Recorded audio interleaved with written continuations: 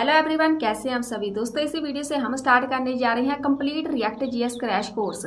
इस प्लेलिस्ट को ये मान के स्टार्ट कर रहे हैं हम कि आपने आज तक रिएक्ट जीएस में काम नहीं किया, आपको कोई नॉलेज नहीं है रिएक्ट की, इसको कैसे स्टार्ट करते हैं, कभी भी आपने इसको यूज नहीं किया, बिल्कुल जीरो, बिल्कुल बेसिक से स्टार्ट करने वाले हैं। पूरी अगर आप पूरा कोर्स यहाँ से ये सीख लेते हैं तो आप रिएक्ट जीएस के साथ बहुत सारे प्रोजेक्ट क्रिएट करने के काबिल हो जाएंगे, इसकी हम गारंटी ले सकते हैं। तो यहाँ पर इस कोर्स में जो मैंने सिलेबस ऐड किया है वो सिलेबस है जो आपको पेड कोर्स में करवाया जाता है। मैं आपको कंप्लीट सिलेबस दिखाने वाली हूँ, जो जो टॉपिक हम कवर करने वाले हैं सब कुछ हम यहाँ पे कवर करेंगे। Front end back and with database में हम यहाँ पे कवर करने वाले हैं। रिएक्ट जीएस को आप यहाँ से कंप्लीट कोर्स के रूप में सीख सकते हैं। जो इसका सिलेबस रहेगा वो आपको मैं दिखा देती हूँ। इसको मैंने अलग अलग जगह से इकट्ठा किया है, कौन कौन से टॉपिक इसमें हो सकते हैं वो सारे मैंने इसमें ऐड कर दिए हैं। यही वो मेन टॉपिक है जो आपको आनी चाहिए रिएक्ट जीएस में एक जॉब लेने के लिए। तो देख लेते हैं हम अपना सिलेबस। ये है हमारा कंप्लीट सिलेबस, मैंने इसकी पीडीएफ पहले ही बना के रख ली है। इसी को हम इसमें कवर करने वाले हैं जहाँ से स्टार्ट होता है। बिल्कुल अगर आप फ्रेशर हैं तो आपके लिए ये सब नया हो सकता है, फिर भी मैं आपको बता देती हूँ कि इस पूरे कोर्स में हम क्या क्या कवर करने वाले हैं। सबसे पहले रिएक्ट जीएस होता क्या है, इसको क्यों यूज़ करते हैं, उसके बाद जीएसएक्स हम इसको कवर करेंगे, जावास्क्रिप्ट एक्सएमएल इसको कवर करने वाले हैं। इसके अंदर बहुत सारे टॉपिक आते हैं, ये सारे कवर करने हैं। कंपोनेंट्स क्या होते हैं रिएक्ट जीएस में, जिसके बेस पे रिएक्ट बनाई गई है, कंपोनेंट को यूज़ करेंगे, इसको कैसे हम यूज़ करते हैं, कैसे क्रिएट करते हैं, कंप्लीट इसकी इन्फॉर्मेशन देखेंगे। रिएक्ट में स्टेट क्या होती है, उसको यूज़ कैसे किया जाता है, कौन कौन से स्टेट हम यूज़ करते हैं और इनका लाइफ साइकिल क्या होता है। उसके बाद आता है हैंडलिंग इवेंट, बहुत ही इंपॉर्टेंट टॉपिक है, ये हम कवर करने वाले हैं इसमें।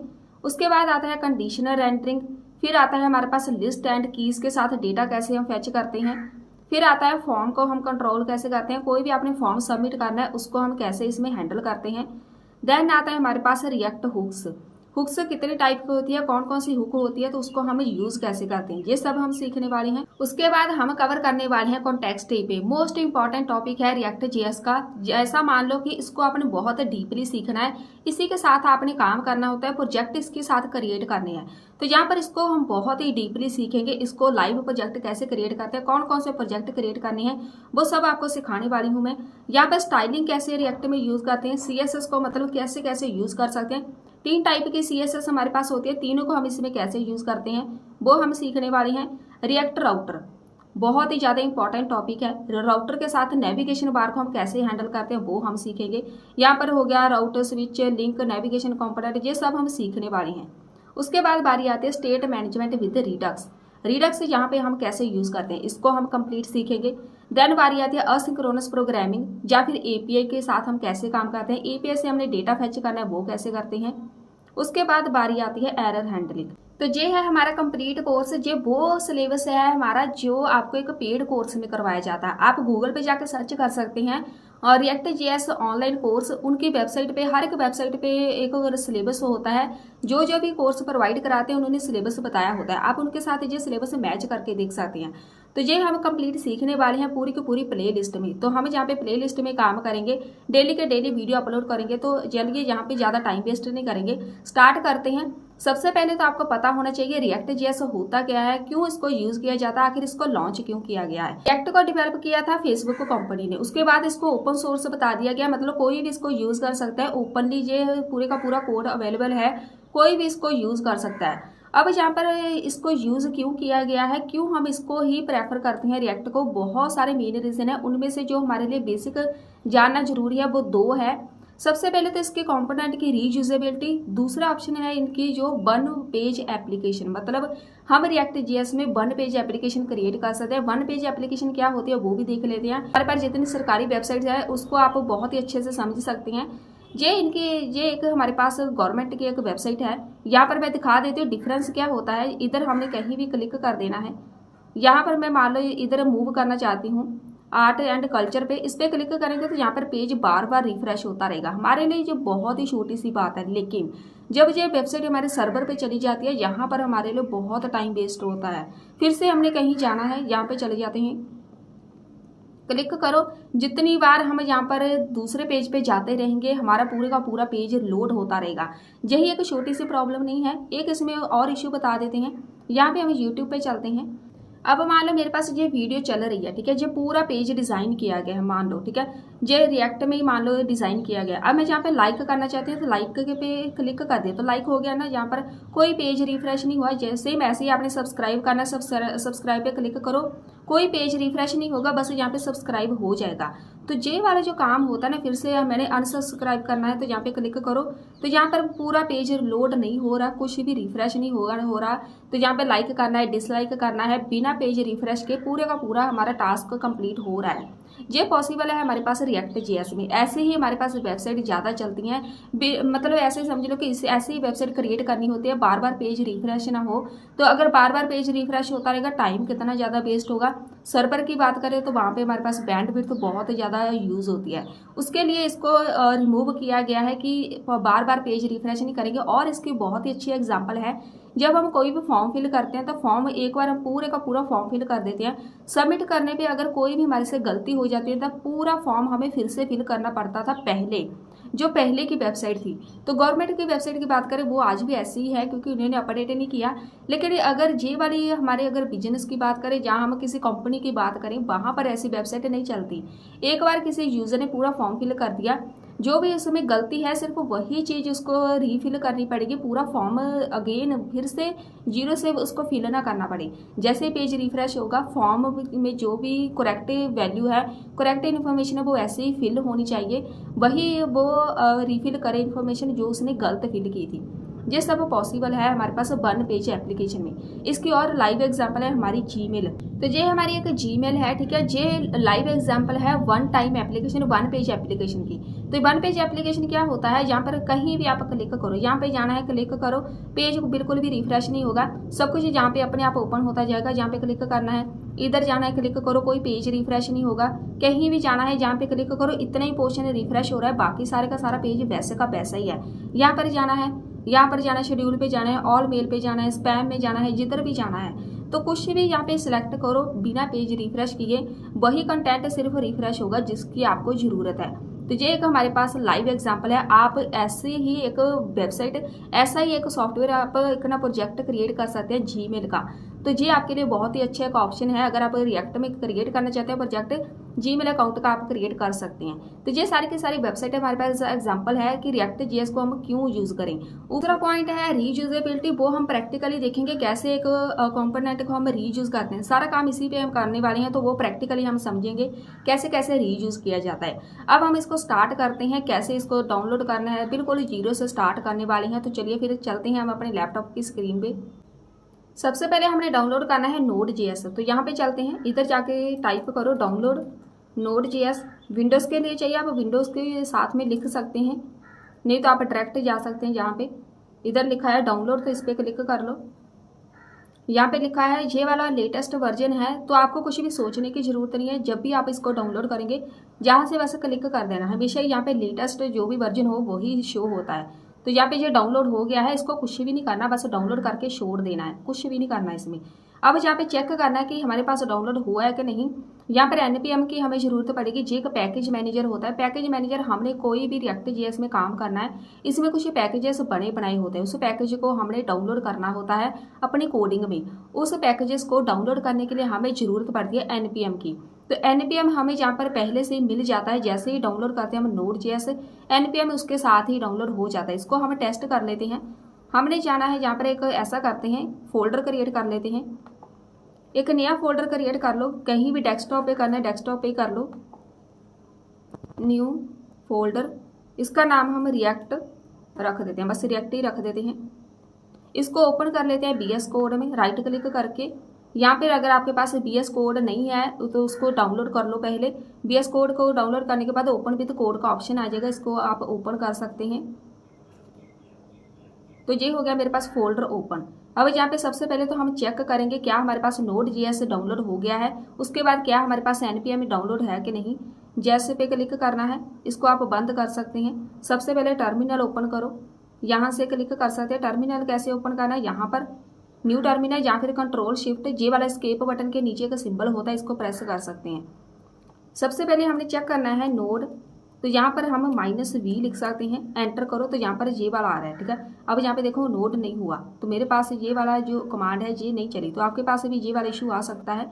Node.js हमने डाउनलोड कर लिया है। उसके बाद हमने कर जाना है, आपने वापस से यहाँ पे आ जाना है जिधर आपने इसको डाउनलोड किया था, इसके ऊपर क्लिक करो। जो सॉफ्टवेयर हमारे पास आया है डाउनलोड होके, उसको आपने लॉन्च कर देना है। यहाँ पर नेक्स्ट बस करते जाओ, यहाँ पर एक्सेप्ट कर लो, नेक्स्ट करना है। कुछ भी चेंजेस करने की ज़रूरत नहीं है इसमें।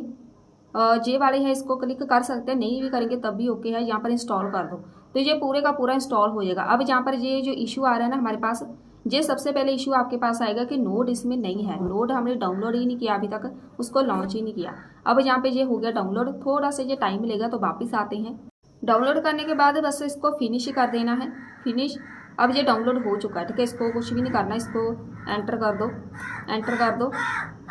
अब यहाँ पे थोड़ा सा वेट करो, जो भी करना है इसने खुद ही करना, हमने कुछ भी नहीं करना। ये बस जो जो हमें चाहिए इसमें Node.js में जो हमारे लिए इम्पॉर्टेंट है React.js के साथ काम करने के लिए, ये सब वो इंस्टॉल करके खुद ही दे देगा। इसको जस्ट कर दो। अब देखो ये जो इशू है ना, इसको सॉल्व करना बहुत ज़रूरी है और आपको ये आना भी चाहिए। ऐसा नहीं है कि ये वाला इशू सिर्फ मेरे पास ही आएगा, कभी भी ये इशू आपके पास आ सकता है। ये इशू आया क्यों है वो भी बताएंगे बाद में। पहले आपने VS कोड को बंद कर देना है, यहाँ पे आ जाना, इसको रिफ्रेश कर लो।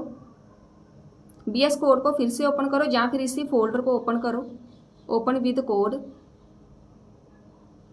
फिर से वो वाली कमांड हम एग्जीक्यूट करेंगे। पहले तो आपने चेक कर लेना कि इसमें आपके पास नोड वगैरह इंस्टॉल हो गया कि नहीं। फिर से टर्मिनल ओपन करना है, जहाँ पे बस जाके टाइप करो नोड -v, एंटर करो। अब यहाँ पे देखो मेरे पास कमांड आ गई, ठीक है। जो CMD में कमांड एग्जीक्यूट की थी वही सेम आपने करनी है, npm -v, एंटर करो। तो यहाँ पर npm एंड नोड वर्जन दोनों ही इंस्टॉल हो चुके हैं। ये इशू इसलिए आया है क्योंकि हमने VS कोड में फोल्डर पहले ही ओपन कर दिया था और Node.js को बाद में इंस्टॉल किया। तो आप ऐसा कर सकते हैं, जहाँ आप पहले इंस्टॉल कर लो Node.js को, उसके बाद VS कोड को ओपन करना, तो वहाँ पे इसको पाथ ही नहीं मिला। अब यहाँ पे बिल्कुल ओके है। अगर आपके पास ये सब कुछ आ गया तो आपके पास VS कोड में रिएक्ट पे आप काम कर सकते हैं। अगर नहीं ये आ रहा है ना, आपके पास वर्जन नहीं आ रहे हैं इसके, आपने VS कोड को यहाँ से बंद करके फिर से ओपन कर लेना है, ठीक है। अब यहाँ पे हमने इसका फोल्डर क्रिएट करना है। हमेशा ही रिएक्ट को स्टार्ट करने से पहले इसका एक फोल्डर क्रिएट किया जाता है। लिखना क्या है, npx क्रिएट। इसको इस कमांड को आप याद ही कर लो, जब भी आपने कोई प्रोजेक्ट क्रिएट करना है इसी के साथ क्रिएट करेंगे। npx क्रिएट, यहाँ पे आपने रिएक्ट लिखना है। यहाँ से ही पता चलेगा कि रिएक्ट की एप्लीकेशन है, रिएक्ट ऐप। स्पेस के बाद आपने अपनी रिएक्ट एप्लीकेशन का नाम लिखना है, माई ऐप लिख देते हैं, एंटर करो। अब आपने टाइम में देखना है कितना ज़्यादा टाइम लगता है इसको क्रिएट करने में। जब आप फर्स्ट टाइम क्रिएट करेंगे ना बहुत टाइम लगेगा, तो जहाँ पे इसको वेट कर लेते हैं। और जहाँ पे ये कमांड है ना, इसको आपने याद ही कर लेना है। कोई भी आपने प्रोजेक्ट क्रिएट करना है, एक प्रोजेक्ट क्रिएट किया उसके लिए एक अलग से फोल्डर क्रिएट होगा। अगर आपने दूसरा प्रोजेक्ट क्रिएट करना है उसके लिए एक अलग से फोल्डर क्रिएट करना है। तो यहाँ पर हमेशा ही ये वाली कमांड काम आनी है। तो इसको वेट कर लेते हैं। टाइम आप नोट कर लेना कितना टाइम लगेगा एक फोल्डर क्रिएट करने के लिए। इस पूरे फोल्डर को क्रिएट करने के लिए 5 से 6 मिनट तक लग गए हैं। आपको भी फर्स्ट टाइम इतना ही टाइम लगा होगा। ये मैं इसलिए बोल रही हूँ टाइम नोट करने के लिए, क्योंकि इसको सिर्फ हम एक ही प्रोजेक्ट क्रिएट करेंगे रिएक्ट को यूज करके, उसके बाद हम इसको रिप्लेस कर देंगे वीट के साथ। तो उसमें बहुत कम टाइम लगता है किसी भी फोल्डर को क्रिएट करने के लिए। आपने सबसे पहले लिखना है, अगर आपके पास ये सब आ गया ना, इधर आपके पास कितने पैकेजेस इंस्टॉल हुए वो भी आ जाना है। मेरे पास टोटल आई थिंक 100 से ऊपर है पैकेजेस, तो यहाँ पे आपको नजर आ जाने, ठीक है। नहीं, यहाँ पर 200 से ऊपर है, ठीक है। इतने पैकेजेस मेरे पास इंस्टॉल हुए हैं। ये एक कंप्लीट फोल्डर बना है, ये है लेफ्ट साइड में फोल्डर। इन सबको हम बाद में देखेंगे क्या है। सबसे पहले आपने ये कमांड एग्जीक्यूट करनी है, cd माई ऐप। यहाँ पे कमांड लिखी है ना, इसको एग्जीक्यूट करना है, एंटर कर दो। उसके बाद npm स्टार्ट, एंटर करो। अब जहाँ पे आपको एक पोर्ट नंबर मिलेगा, वहाँ पे जाके आप अपनी आउटपुट देख सकते हैं। तो आपका जो भी प्रोजेक्ट है, जो भी आप क्रिएट करेंगे वेबसाइट कोई भी सॉफ्टवेयर, वो आपको कहाँ पे नजर आएगा, आउटपुट कहाँ पे दिखेगी, वो जहाँ पे आपको पता चल जाएगा। तो यहाँ पे इसको एग्जीक्यूट होने के लिए थोड़ा सा टाइम लगेगा, इसको हम छोड़ देते हैं। लेफ्ट साइड में चलते हैं। बिल्कुल बेसिक से आपको बता रही हूँ, यही मान के चल रही हूँ कि आपने कभी भी रिएक्ट में काम नहीं किया। तो लेफ्ट साइड में हमारे पास ये फोल्डर होते हैं, तो ये सारे के सारे फोल्डर क्रिएट करने के लिए हमें 5 मिनट लग गए।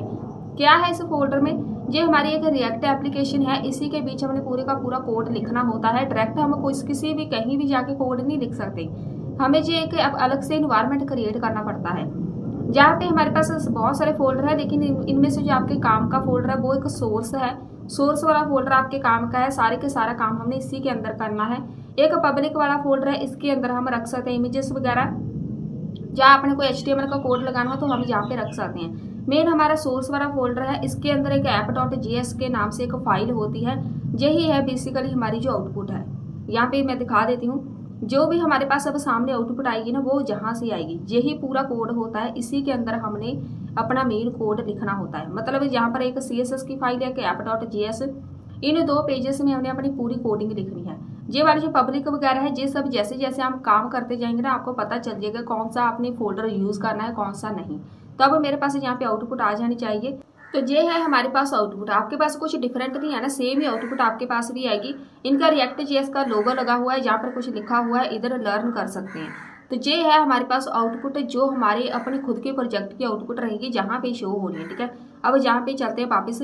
कुछ भी इसमें आप चेंजेस करना चाहते हैं तो जहाँ पे सक्सेसफुली आ रहा है इसको आप बंद कर सकते हैं। टर्मिनल बंद कर दो, कोई भी इशू नहीं होगा।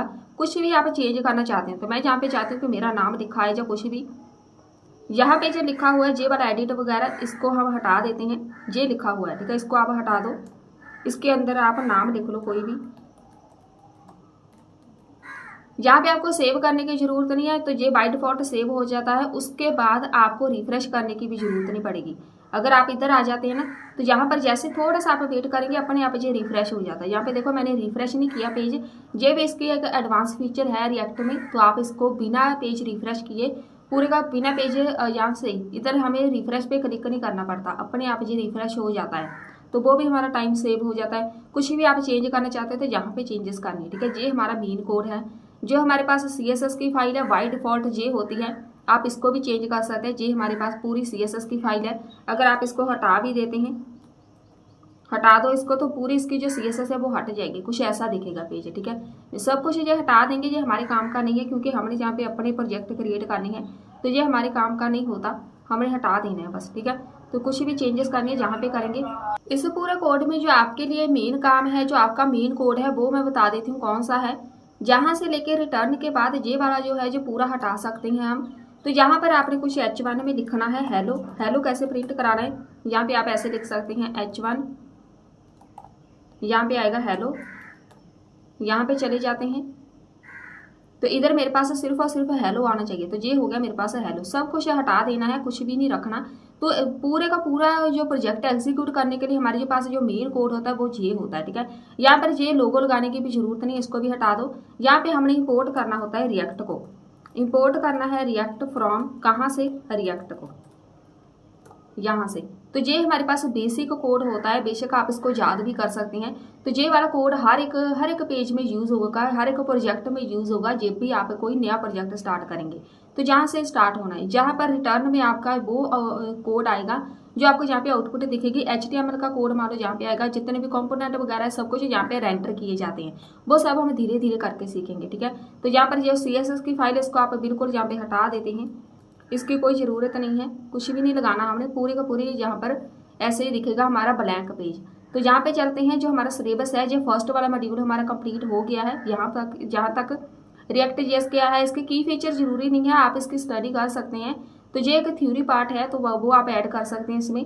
इन्वायरमेंट सेट करना है, मतलब फोल्डर वगैरह कैसे क्रिएट करने हैं, फर्स्ट एप्लीकेशन कैसे क्रिएट करनी है। तो ये वाली हमारी फर्स्ट एप्लीकेशन है कि हमारे पास आउटपुट आ जानी चाहिए। ठीक है, एप्लीकेशन में यहाँ पर मतलब है कि कोई प्रोजेक्ट क्रिएट नहीं करना है, एप्लीकेशन क्रिएट करनी मतलब इसका इन्वायरमेंट सेट करके वहाँ पे मेरे पास आउटपुट आ जानी चाहिए। तो ये यहाँ तक हमारा एक मॉड्यूल हो गया है कंप्लीट। जो मॉड्यूल सेकंड है इसको हम स्टार्ट करेंगे नेक्स्ट वीडियो में। मिलते हैं फिर नेक्स्ट वीडियो में।